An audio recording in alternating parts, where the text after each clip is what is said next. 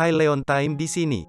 Hari ini, saya akan menjelaskan film penipuan jenius Thailand berdasarkan kisah nyata, berjudul Bad Genius. Film dimulai dengan menampilkan seorang gadis bernama Lin. Dia adalah siswa sekolah menengah atas dan dia telah tinggal bersama ayahnya selama ini. Suatu hari, ayahnya mendaftarkannya ke sekolah baru yang bergengsi, tetapi dia tidak mau belajar di sana karena biaya pendaftaran dan biaya lainnya akan menghabiskan banyak uang. Lin sangat berharga bagi sekolah karena dia sangat pintar. Kepala sekolah memberinya beasiswa agar dia bisa belajar di sana. Saat mengambil foto untuk ID-nya, dia bertemu dengan Grace, seorang gadis yang baik hati tetapi secara akademis kurang. Mereka telah menjadi teman baik sejak saat itu. Tidak seperti Lin, dia tidak terlalu pintar tetapi dia cukup baik dalam hal lain, seperti kemampuan aktingnya selama ekstrakurikuler di sekolahnya. Di perpustakaan, dia memberitahu Lin bahwa sekolah membuat aturan baru. Untuk lulus, nilai rata-rata umum harus sekitar 3,2. Akibatnya, Grace mengatakan kepadanya bahwa dia pasti gagal dalam ujian. Mengetahui bahwa Lin adalah gadis jenius, dia memintanya untuk membantunya dalam ujian. Pada hari ujian, Lin mengetahui bahwa ujiannya sama persis dengan pertanyaan yang dibocorkan guru di sesi les privat. Dia juga melihat Grace, menyadari bahwa dia tidak bisa menjawab pertanyaan dengan benar. Dia memutuskan untuk membantunya dengan menulis jawaban yang benar pada penghapus lalu memberikannya kepada Grace menggunakan sepatunya. Mereka hampir tertangkap oleh guru tapi untungnya Lin bisa mengatasi masalahnya. Pada akhirnya, Grace mendapat IPK 3.87 sementara Lin mendapat IPK 4.0. Untuk berterima kasih kepada Lin, Grace mengundangnya ke pesta renang agar mereka bisa merayakan nilai bagus mereka. Di sana, Lin bertemu pacar Grace, Pat. Tidak seperti dia, Pat sangat kaya. Dia belajar dari Grace bahwa Lin berhasil membantu pacarnya dalam ujian. Karena itu, dia menawarkan sejumlah besar uang untuk membantu dia dan teman-temannya menyontek pada ujian lain. Meskipun pada awalnya enggan, Lin menerima tawaran itu ketika kemudian dia mengetahui bahwa sekolah tersebut diam-diam mengumpulkan biaya tambahan dari ayahnya yang berpenghasilan sederhana sebagai guru. Segera, dia merancang sistem isyarat tangan berdasarkan tuts piano tertentu. Saat Lin menekan tombol, setiap pola penekanan akan mewakili huruf A, B, C, dan D, yang lain hanya perlu mengingat polanya sementara Lin menggunakannya untuk mengirim jawaban selama ujian. Oleh karena itu, basis kliennya akhirnya tumbuh. Dari uang yang diperolehnya, dia membelikan ayahnya baju baru. Tanpa sepengetahuan ayahnya, dia merahasiakan semuanya dengan menyamarkan itu hanya pelajaran piano. Bang, siswa cerdas lainnya di sekolah adalah saingan Lin selama ini. Ia juga mendapat beasiswa dari sekolah karena ia berasal dari keluarga miskin. Dia memiliki karakteristik yang berbeda dari Lin. Dia sangat jujur dan tidak mentoleransi kecurangan selama ujian. Kemudian dia dipasangkan dengan Lin dalam sebuah kompetisi dan mereka mampu memenangkannya. Setelah itu, mereka dipanggil oleh kepala sekolah yang memberitahu mereka bahwa ada beasiswa di luar negeri yang dapat mereka ajukan. Namun, hanya ada satu slot, membuat mereka menjadi rival sejak saat itu. Ketika Bang sampai di rumah, ternyata ibunya memiliki usaha laundry. Kemudian dia mengetahui bahwa mesin cucinya rusak, sehingga ibunya harus mencuci pakaian secara manual. Merasa tak tega, ia menawarkan untuk membantu ibunya mencuci pakaian. Keesokan harinya dia didekati oleh siswa lain, Tong. Dia memberitahu Bang bahwa dia tidak pergi ke sekolah kemarin karena dia sakit, jadi dia menawarkan uang kepada Bang untuk membantunya dalam ujian tetapi jelas Bang menolaknya.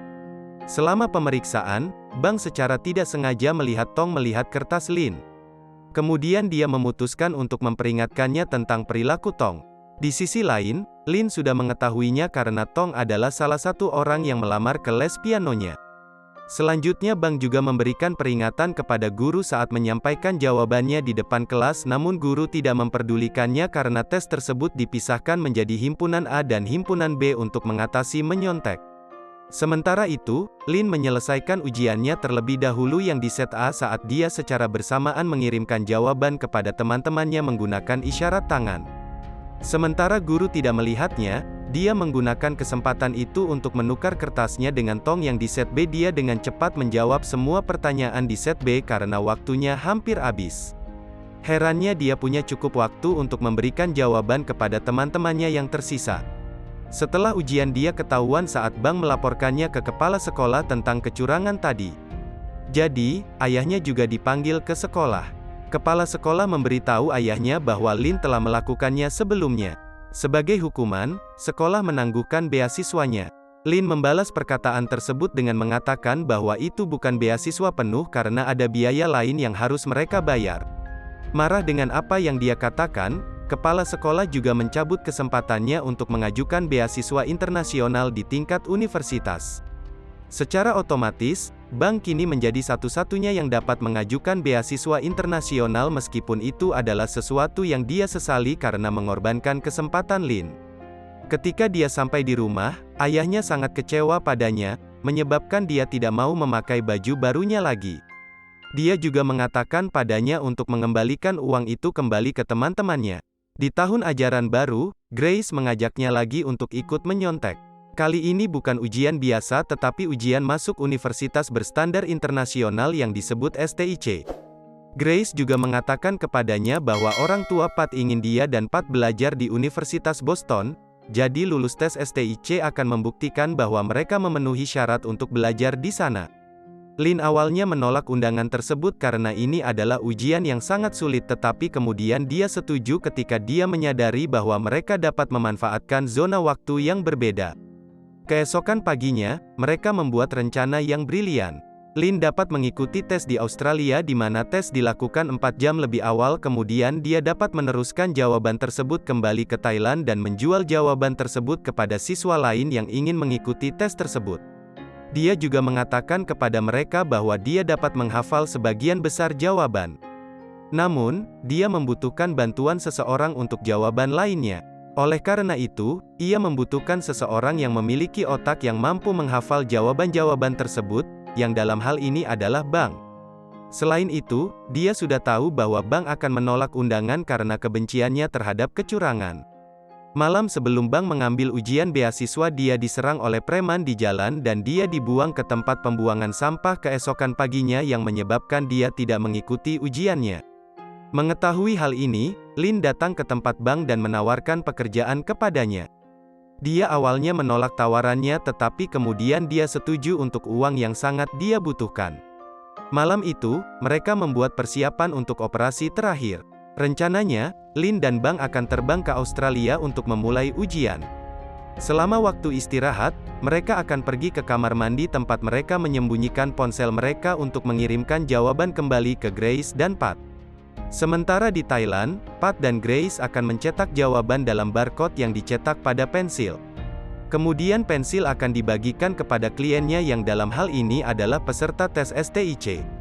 Namun demikian, pada malam penerbangan mereka, Pat menyelinap keluar bahwa dialah yang memerintahkan para preman untuk memukuli Bang untuk memaksanya bergabung dengan skema mereka. Merasa marah, Bang segera menyerang Pat. Pat kemudian mencoba untuk meminta maaf tetapi Bang memutuskan untuk pergi dengan marah. Lin, yang juga terkejut dengan pengungkapan itu, mulai mempertimbangkan kembali tindakannya dan mengejar Bang. Namun, dia kembali untuk menghadapi Lin dan menyuruhnya menyelesaikan apa yang dia mulai. Akibatnya, mereka melanjutkan rencana mereka. Kemudian, mereka akhirnya tiba di Sydney untuk mengikuti tes. Pada bagian pertama, keduanya menyelesaikan tes sebelum istirahat, sehingga mereka memiliki lebih banyak waktu untuk menghafal jawaban mereka. Namun saat jam istirahat, Bang tiba-tiba menyuruh Pat dan Grace untuk menaikkan bagiannya agar bisa mengirimkan jawaban untuk mereka. Pat enggan pada awalnya, tetapi Grace membujuknya untuk memenuhi keinginannya. Dia kemudian memberikan setengah dari uang itu dan berjanji bahwa dia akan memberikan sisanya setelah Bang mengirimkan jawabannya. Kembali ke Lin dan Bang mereka berhasil menyelesaikan bagian kedua mereka, tetapi ada masalah selama istirahat kedua mereka. Petugas pemeriksa telah menangkap keanehan Bang karena terlalu lama berada di kamar mandi selama waktu istirahat. Di sisi lain, Lin terlambat mengirimkan jawaban karena ada antrian di dalam kamar mandi wanita. Oleh karena itu, Bang tertangkap basah oleh petugas. Sementara Lin berhasil melarikan diri membawa teleponnya dan menyembunyikannya di sepatu botnya dan dia akhirnya menyembunyikannya di dalam dispenser air. Dia kemudian melanjutkan bagian terakhirnya tanpa bank dan dia harus menghafal semua jawaban sendiri. Karena kehabisan waktu dia membuat dirinya muntah dengan menggunakan pensil dan kemudian memberitahu petugas bahwa dia sakit.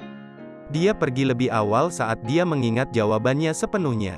Sementara itu, petugas yang menangkap bank juga berusaha mengejarnya untuk mengetahui bahwa mereka berkaitan. Saat dikejar, dia mengirimkan jawaban di ponselnya. Dia juga hampir gagal mengirim set jawaban terakhir ketika seseorang menabraknya, tetapi untungnya dia bisa melakukannya. Setelah itu, petugas akhirnya menangkapnya, memintanya untuk ikut dengannya untuk diinterogasi. Selama interogasi, bank memintanya untuk meninggalkannya dengan menyangkal bahwa dia tidak mengenalnya.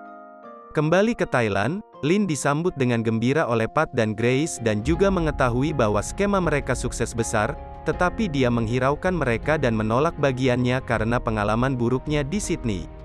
Mereka tetap berpesta bersama peserta lain yang telah lulus tes STIC. Mereka juga memberi tahu Lin bahwa bank sudah mengambil bagiannya sebelumnya, tetapi kemudian dia meninggalkan obrolan grup chat. Beberapa waktu kemudian, dia diundang oleh bank untuk datang ke tempatnya. Sepertinya dia telah menginvestasikan bagiannya dan membenahi bisnis laundry ibunya. Setelah itu, bank memberitahunya untuk memulai skema lain. Dia juga meyakinkannya bahwa kali ini akan jauh lebih aman di basis klien yang lebih luas. Ketika dia menolaknya, bank mengancamnya untuk mengekspos seluruh penipuannya bahwa dia adalah dalang lain di balik skema terakhir. Lin mengatakan kepadanya lagi bahwa dia telah membuat pilihannya, memutuskan untuk berterus terang. Kemudian, dia dengan berlinang air mata mengaku kepada ayahnya yang menghiburnya dan membantunya menebus dirinya sendiri dengan menyerahkan pengakuan resmi ke organisasi STIC. Subscribe untuk menonton lebih banyak video seperti ini, aktifkan notifikasi dan tinggalkan like untuk membantu channel ini. Terima kasih telah menonton dan sampai ketemu lagi di video berikutnya.